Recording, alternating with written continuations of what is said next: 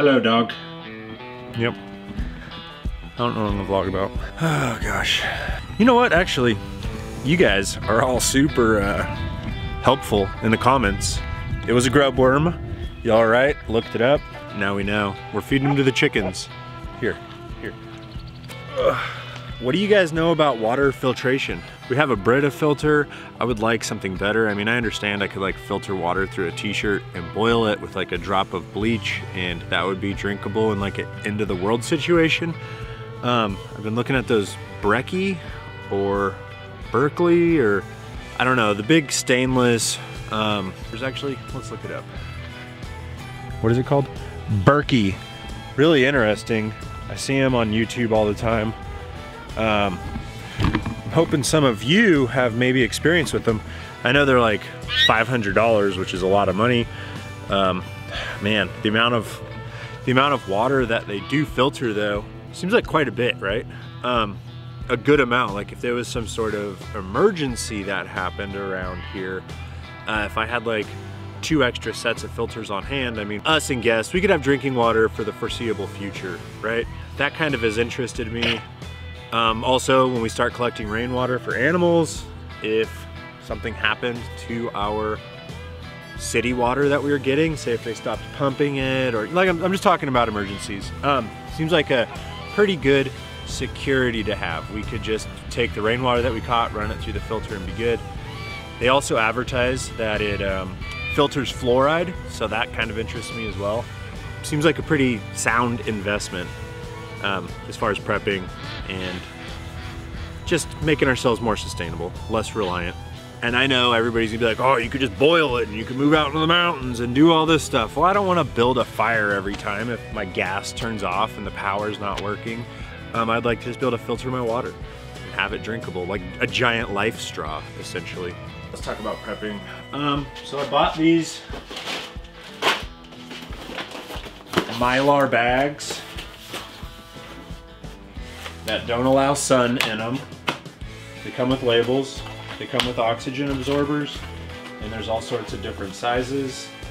I think I need a scale. That's the proper way to ensure that you have the right amount of food in a Mylar bag with the right amount of oxygen absorbers in them.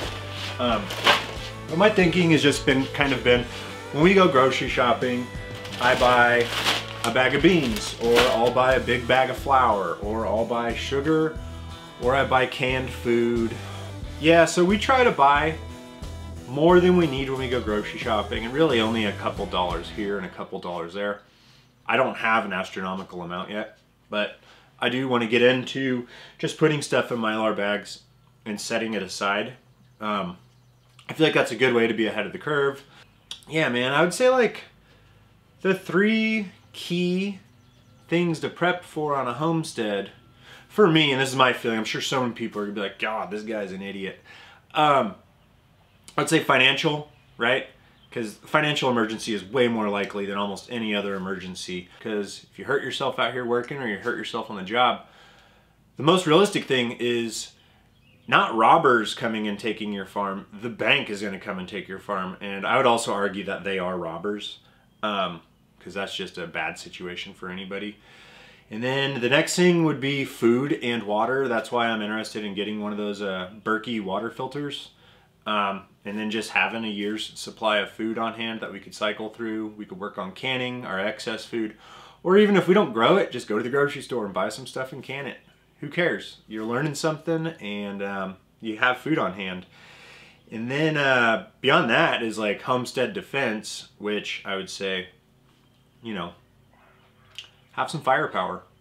And I know everybody's gonna say that you can't have a gun, or not that you can't have a gun. I feel like there's a lot of British people here that watch me and they hate guns. There's a lot of Australians that watch me and they probably miss having guns.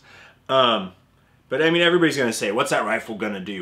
Well, it'll keep people at a distance. That's for damn sure. I mean, if you don't have it on you, you don't have it on you. But they say 3 days of people not eating is how long it takes for them to go crazy. And let's just consider that killing their neighbors for food. So it'd be nice to be able to defend the food that you've been paying for.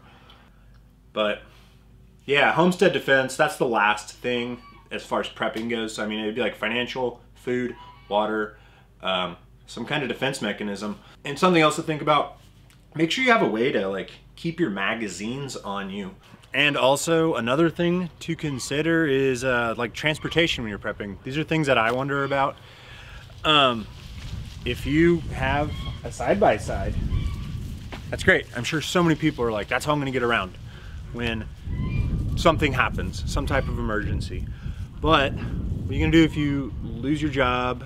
And let's say it's not even an emergency. It's not that there's no power and you can't get gas. Let's say that gas costs $20 a gallon because of inflation, so you just can't afford it. I want to think about other ways and means to transport things. Like, do you have family that live close by and you might need to get the medical supplies? Or your mom can't take care of herself, so she needs water from your Berkey water filter that you bought, and you have like 2 5-gallon jerry cans. I mean, what are you gonna do? Are you gonna walk there with it in your hands and she lives 5 miles away? I mean, realistically, 5 miles, I mean, that's 5 miles there, 5 miles back, hauling stuff to either trade or barter with.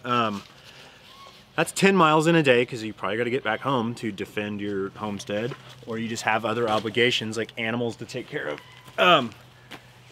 Yeah, that's quite the haul without this, without having transportation. So you might want to get yourself a backpack. I have this. I used to have an Alice. I sold it when we moved. I just didn't want to drag around more stuff. But like a real backpack, right? Something with a aluminum frame, or it could be an internal frame, or this. But I mean, like this thing, it has this plastic frame.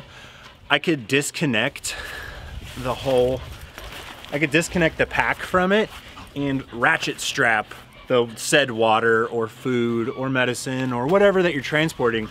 I could ratchet strap it right to this this frame, and it's load bearing, right? I mean, all the weight is carried in your hips up high. So these are just random things that I think about throughout the day as I watch the news or I listen to breaking points, or there's just so much scary stuff happening. I bought this at a garage sale for I think $5. I've bought in a backpack, an old Kelty aluminum frame one at Goodwill for $10.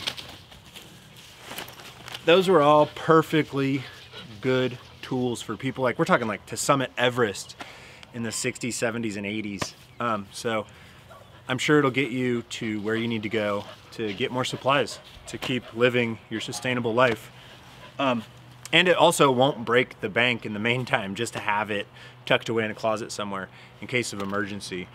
It'd probably be good to get out there and actually use it and figure out how much weight is on there. I mean, I need to get some exercise, so I should probably start rucking around on my property just to familiarize myself more with my land. Sell the stuff you're not using, pay off your debts, go buy some property, and maybe just think about some, I'm sure all of you do. I feel like I'm preaching to the choir. If you're into homesteading, you're probably not a fool about what's going on in the world.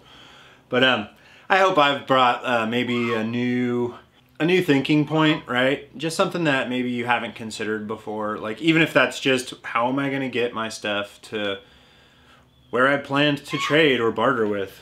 Man, my dog just ran down the driveway. Adios.